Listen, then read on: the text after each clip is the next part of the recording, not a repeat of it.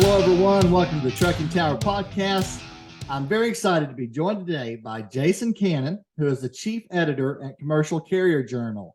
How are you doing today, Jason? I'm good. How are you?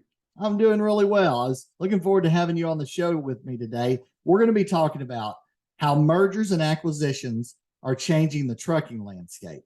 And I've been seeing and hearing this news recently, and I came across an article where you dove into the factors causing this high activity this year.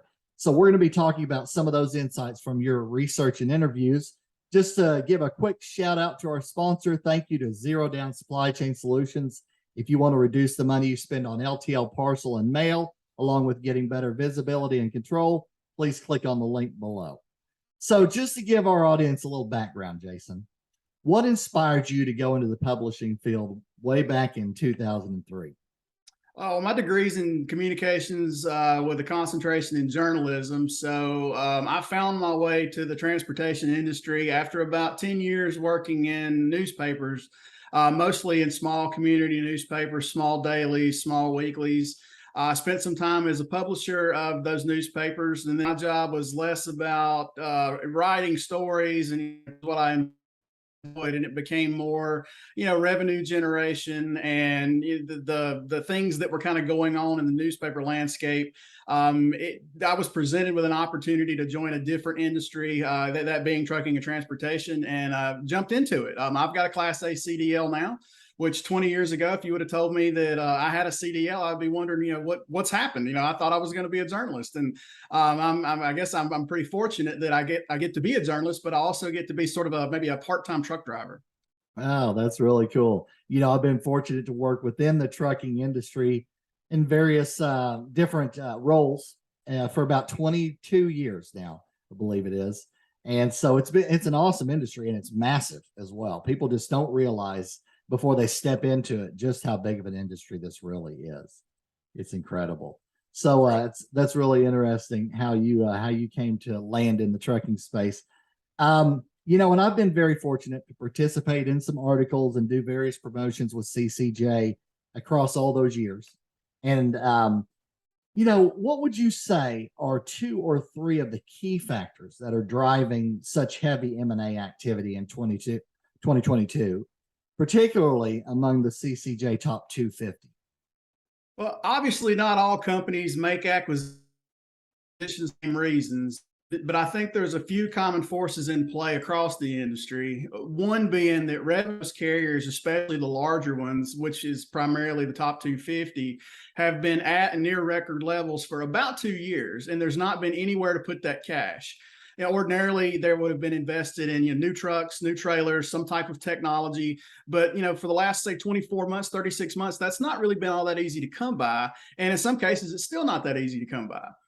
Second, if you've ever been interested in selling your business, now is about the best time to exit than you may ever see again in your lifetime.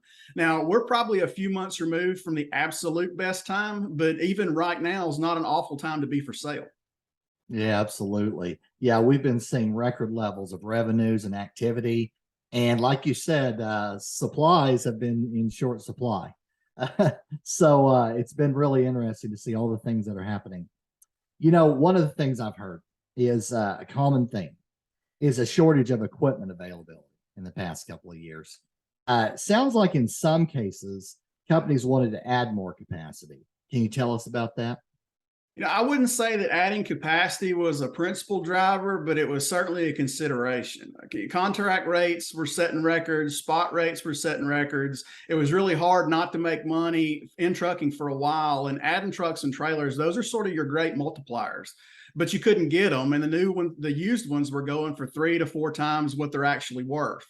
Then if you could even get new trucks, where do those drivers come from? Company drivers were flocking in droves to the owner operator side because spot money was so good. In many cases, was the most seamless way to onboard all of those people and all of that equipment. You're still going to pay a premium for all of it. Absolutely. Yeah. So might as well get in where you have all those things already established at a reasonable rate. Sounds like. So I saw some of that as well. And from what I read, it's really not bankruptcies driving the M&A activity right now, which in years past, had driven some activity. But for example, I saw some big news that we all saw recently. It was about USA Truck being acquired by DB Schenker just after posting the best revenue quarter in USA Truck history. So for myself and many of my friends in trucking, we were a little bit surprised by that acquisition. Did that news surprise you at all? To that question two ways. I think it was pretty well known that DB Schenker wanted to be in the North American market in a significantly bigger way. So them making a big move wasn't really a surprise. That it was USA Truck was the acquisition target surprised me, just because I'm not sure a lot of people would have thought as USA Truck is being for sale.